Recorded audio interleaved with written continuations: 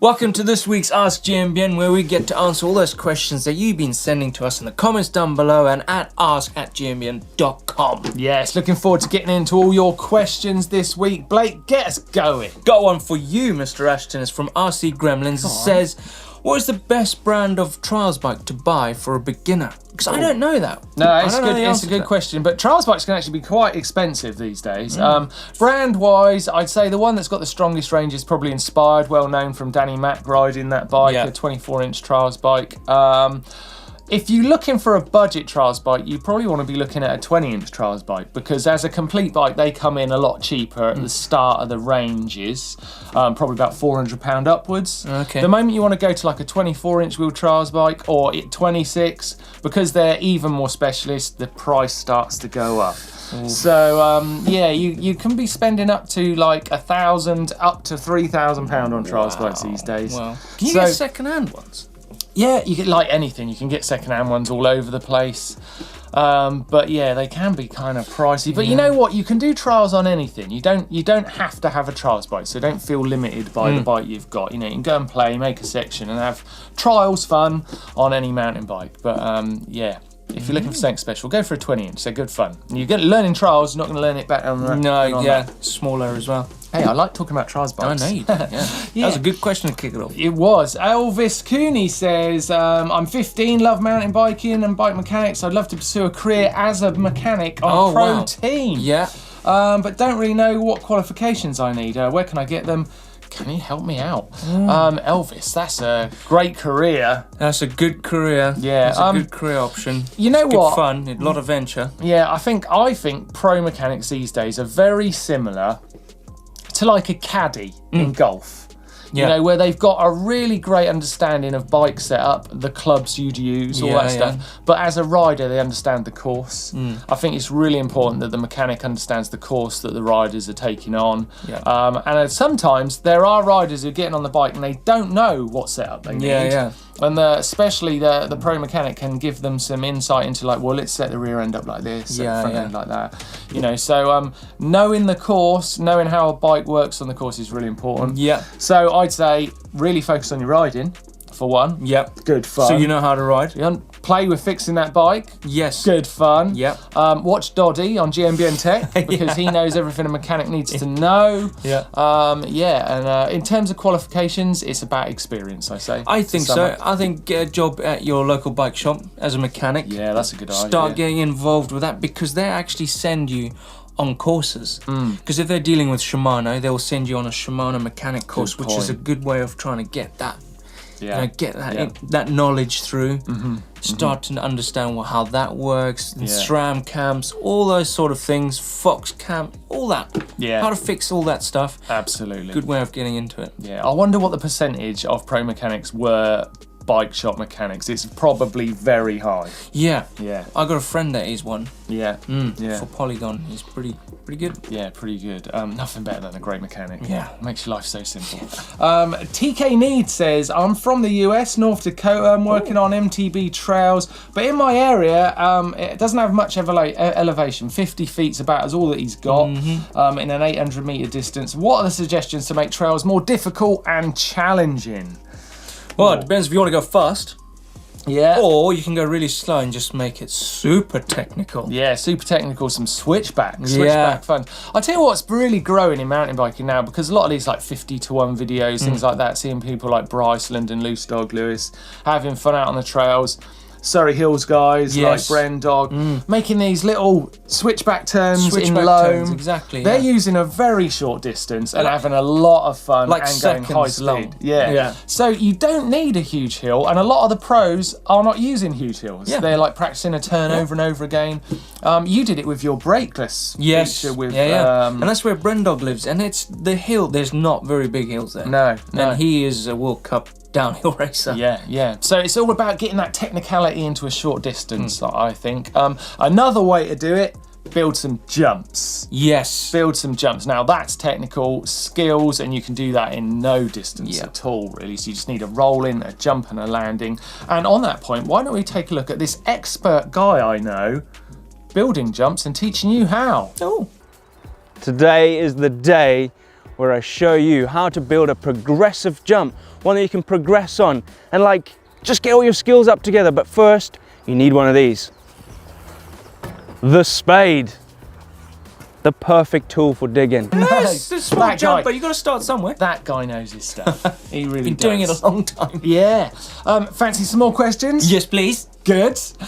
Dave Evans says, hi guys, love the channel. Wondering if you could help me out. I hope we can. I live in a pretty mountainous area with some great single track, few technical downhill sections. Lucky guy. Been riding hardtail for the last few years. A hardtail expert. Oh. I'm thinking of upgrading to a short travel XC style full suspension bike.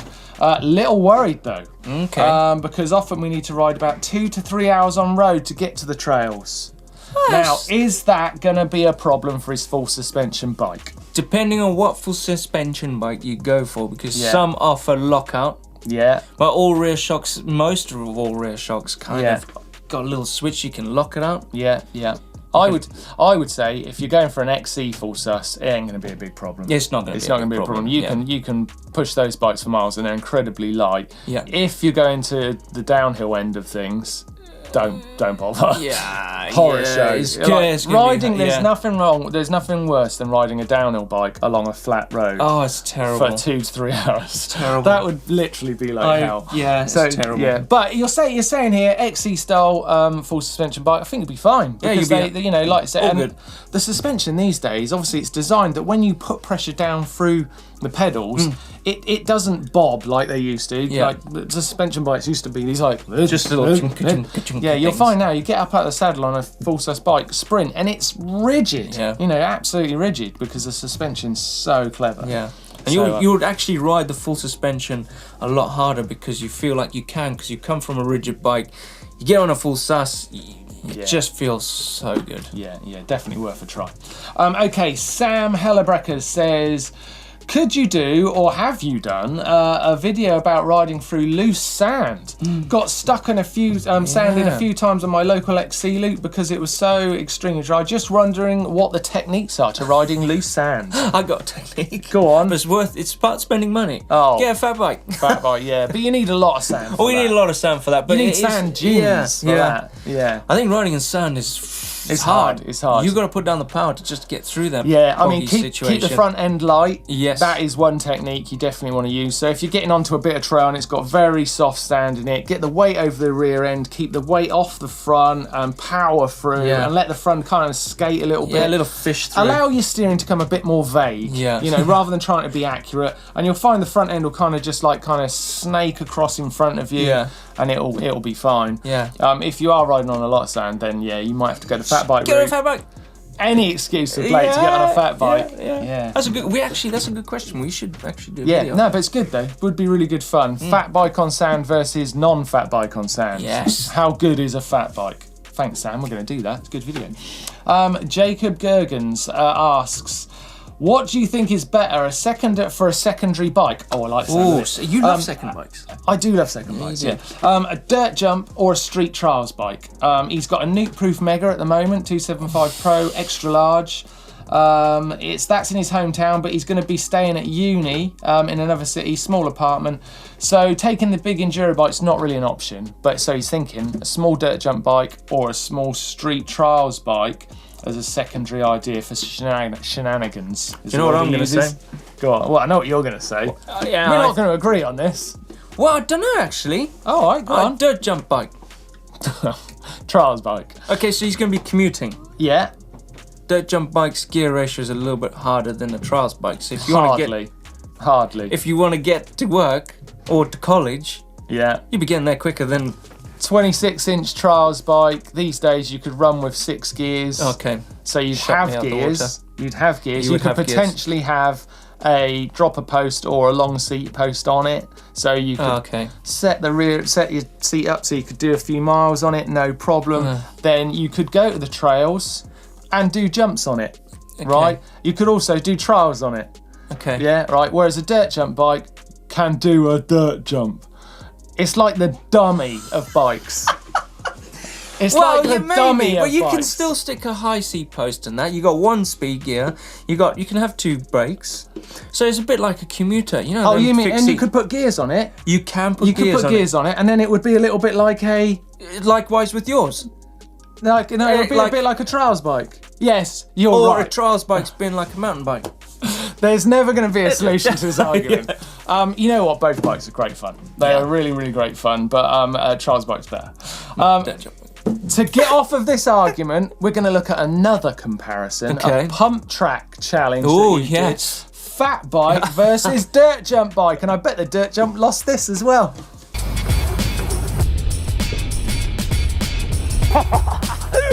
Fast. Uh-oh, too fast. Oh, wow, nailed it. Trials bike. Dirt jump. Trials bike. Dirt jump. Trials bike. Dirt jump. Oh, we're back on. Right, okay, let's get going with the next question. Trials bike. Robert John Jaster says, hey guys, love the show. Thank you. Yay! Thank you. With how well hydraulics work for brakes compared with cables, they've got better no cable friction, better modulation. It seems like hydraulic actuation would be great alternative for shifting. Hydraulic shifting. Yes. Is this a good idea? Well, I don't know. Oh, I don't know if there's something out there already, actually. Doddy would know enough. I know what it is. Electric. Well, it means you don't... they've bypassed it. They've bypassed hydraulic. Gone all past it, gone electronic. Gone electronic, so that definitely works. I would have thought that the one downside is hydraulics can be heavy, but I don't know. Are they heavier compared to cable? I think this has been superseded by electronics, and we've just jumped the gap. It's a bit messy, isn't it? You're gonna have to bleed those things constantly if it goes wrong. Well, I don't know. I mean, I've had hydraulic brakes for I don't know how many years, a long time. I just realised how old I was as I thought of the answer to that. And I've not had to bleed my brakes that many times. That doesn't tend to be a huge problem. It used to be with like old school Maguras when we were constantly cutting the cables down. Things like that. But I'm always crimping my cables. Yeah, but you crash a lot. Trials bike. So I would say that, you know, I think this question's obsolete now. Yeah. I think. I'm sorry, Robert. I'm sorry, Robert. It's a good idea, but I think what you're thinking about is the future, and it's called electronic shifting. It's Bluetooth now. It's crazy. Yeah, Bluetooth for long. I'm looking forward to when it's electronic braking. Is that going to happen? Yeah. Is anyone brave enough to get on brakes that might just run out of battery? Oh my goodness. Bit like Bluetooth and you lose connection. Oh no. That's a long story. Oh, my battery's gone. Yeah. Trials bike. Right, Tim Hodgson says, I ride XC MTB and practice trial skills in my downtime to help me with control on my bike. I also tour and ride some trials on XC bike. What was the catalyst for Martin doing trials riding on a road bike? Oh, that's a good. Oh, so that's a question to me. That's a question for Sorry, you. I read a question to myself then. Yeah. That's no, weird. but So, well, Blake, you were involved. You were involved. Yeah. Me and Blake, we did the road bike party videos together, actually. So I just got to be on the screen. He was a behind-the-ssene man at the time. building you the jumps. Building, doing all the trickery. So what was the catalyst? We just had some. I'd done a video years before Road Bike Party to promote an event where I'd ridden a road bike, and because I've got trial skills, I ended up doing wheelies and skids and jumping off walls just by just having fun on it. And that made me think there's more to this. And I said it to a few people and they were like, it's one of those things that doesn't sound like a good idea until you see it. Yeah. And then it took me a while to get people on board. But then me, Blake, and a guy called Robin Kitchen who filmed it, we went out and just made it happen. We made it happen. We were like, let's just do it. And you put yourself in some very awkward positions. I did, yes, and I've regretted a couple of them. That was the catalyst for it. It was just experiment. It's like my trial skills when you put me on any bike. Yeah. I just want to do wheelies and skids. So jump bike. Trials bike. Okay, Michael Cote says, might be Cote. Michael Cote says, the local mountain bike group is kind of uptight about trail riding in the wet and muddy conditions. It angers them and they hate ruts. What's it like where we ride and what are the reasons for it? Well, you know what? It's a good point because trail erosion in certain areas is a problem. You know, if you ride on a trail where it's got really, really wet, and the trail erosion becomes bad. You know, it's bad for the sort of general ecology of wherever you are. But here in the UK, it isn't a huge problem here. Because it's always raining. Because we've got a lot of rain. It's always wet. And the trails where we ride are generally accepted as mountain bike trails. That's what they are. We don't tend to ride on, you know, walking trails. They tend to be a separate thing. Yeah. Well, my local bike parky trail park, they shut down for the winter. So it doesn't get too out of hand. Yeah, and there's another one as well in the UK. They do shut down, but I think it's because of the terrain. It gets really slippery. Yeah. The thing I've learned over the years with mountain biking is if you're riding on a trail and it's upsetting someone else, then go and ride somewhere else. You know, like mountain biking's not about having arguments with people where you should and shouldn't ride. It's about having fun on your bike. Yeah. No bit of riding's that important that you need to upset someone else. You know, so like there's usually the option of like, okay, I'll go somewhere else, and there could be a good reason. So yeah, think about that trail erosion. It's not something you should just be flippant about. So good question. Thanks for bringing it up. It's time for quick fire. Oh, I love this section. Quick fire round. Love this section. Right, and we're going to go quick this week. Okay. Because we tend to chat a lot, Blake. Dirt jump bike. I don't know if anyone's noticed that, Charles bike. So we're going to go fast. Are you ready? Like a dirt jump bike. Well, it depends on the gearing. Okay, you know, so you didn't. I've got 6 gears. My bigger 6 gear could potentially be a bigger and faster gear than the one gear you've got in your dirt jump bike. So yes, you're right. Charles bike is best. So quick fire round. Here we go. Asif Seri Levi says, "Hey guys, thanks for all the hard work. My question is, what's the difference between a step down and a drop?" Blake Simpson. Step down, you kind of like a jump down. Drop is you just drop in. Yeah. Drop looks like this. Take off landing. Drop. Step down's got a lip. Like that. Okay. Mountain biking for you. What is the most easy trick to do into a foam pit? 3, 2, 1. Backflip. I was just going to say that. Backflip. Yeah, backflip. Honestly, backflip is the easiest jump in the world. You just go, rare. You basically sit down and lean back. The clue's in the name. And it goes like this. Bikes want to do this. They want to do that. That's what they want to do. Let them do it. Let the bike be free. Let's go. Cag YT says, while riding my MTB hardtail, it's got a slightly crooked wheel. Will riding it make it more crooked and worse? Depends on how hard you ride it, but yes. Probably, yes. If it's got crooked, things aren't going well for that wheel. Just try it. Quick. Yeah, get the old spoke key. Wim Belder says, can you make a video about off-road bike packing? Yes. That's easy. Funky Baboon. I have a Scott Aspect 640. Is it worth going to a 1x chainring? Ooh. It is. 1x's brilliant, but Scott Aspect 640, if I'm thinking it's not a hugely expensive bike, it can be an expensive upgrade. So you've got to weigh up the costs. Yeah.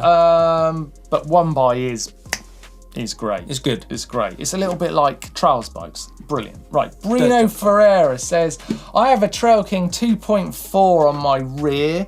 The tyre is slightly misaligned. It's not the wheel. Is it the tyre? And can I do something to solve it? Reseat that tyre. Yeah, I'd let it down, pump it back up it up. and it'll probably pop out straight. Yeah. It's probably not seated quite right. Properly. And you've got to look really closely. Puerta Chepek, I hope that's the right pronunciation. What do you think about riding MTB street with pegs? I was going to click my thumbs up. Controversial. That's hard to quickly Sam answer. Pilgrim's done it. Yeah. I've seen a lot. If you're enjoying it, do it. Yeah, there's no rules. Just go for it. Yeah, I was going to be like, oh, I don't know, but it just looks a bit weird. Do it. People out there, I tell you what, Ryan Nyquist had pegs on his mountain bike. You did. If he does it, everyone's allowed. YS says, any advantages to running free coasters other than street MTB? Not really. Not really. Well, you can run it on anything if you're going to be a bit Brandon Seminick with it and like... Yeah, the half cab stuff. But basically, to get the advantage, you need to go backwards. Because there's no you real got a advantage for us. Yeah, fakies, which we know Blakey can do. Kind of, yeah. But it is cheating a little bit. Free coaster, yeah, it's cheating. Samuel says, what do riser bars do? And what do they bring to the bike? Just lifts up that front end. Lifts up the front end, puts your weight a bit more over the back because you'll be in a more, on your bike. Right, so manuals become easier lifting the front end. Changes the geometry of your cockpit. Exactly. And we have made it through the quick fire round. It wasn't that quick. Got a bit slower. Sorry, we could go quicker. Right, correct me if I'm wrong. Hopefully they're right. They're pretty right. It's not bad, this one. Yeah, it's Michael Rajsher, and he's looking for some techniques on his jumping. I think his jumping looks pretty good. I think it's a speed issue myself. I saw this. Yeah, it always is. There's a bit of confidence. Yeah, you go it's fast. a You got to get. thing. Do you want to go bigger? You got to go faster. What do you think? We've got an expert here. Scariness. So let's have a look. He's dropping. He did apologise that he's done it on portrait. Okay, what? Let's play that again. It's pretty good. Look, but look where he starts. He's just not got enough speed. He hasn't got enough speed, Sneedy. but he is dropping that front wheel.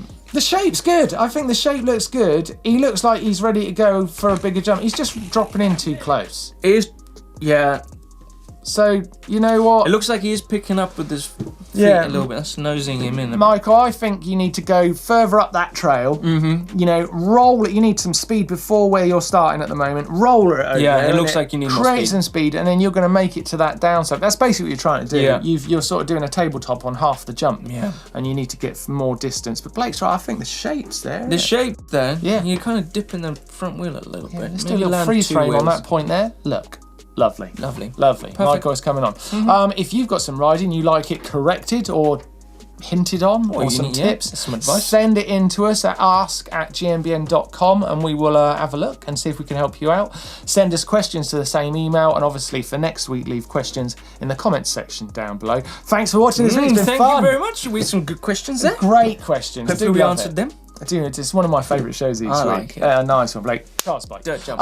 I think you should probably check out Blake's most recent video, actually, which was the one you did last week. Which was? Well, you did it. Oh, you yeah, remember. that one. Pro-life. Yes. Yes, that Pro one. Life, that one. No, not the pro-life one. This one here. Oh, that one. The plank one. The plank one. Yes. That isn't the one I meant either. Anyway, click on the glow to subscribe. And he doesn't know what videos he's made. And give us a thumbs up, like.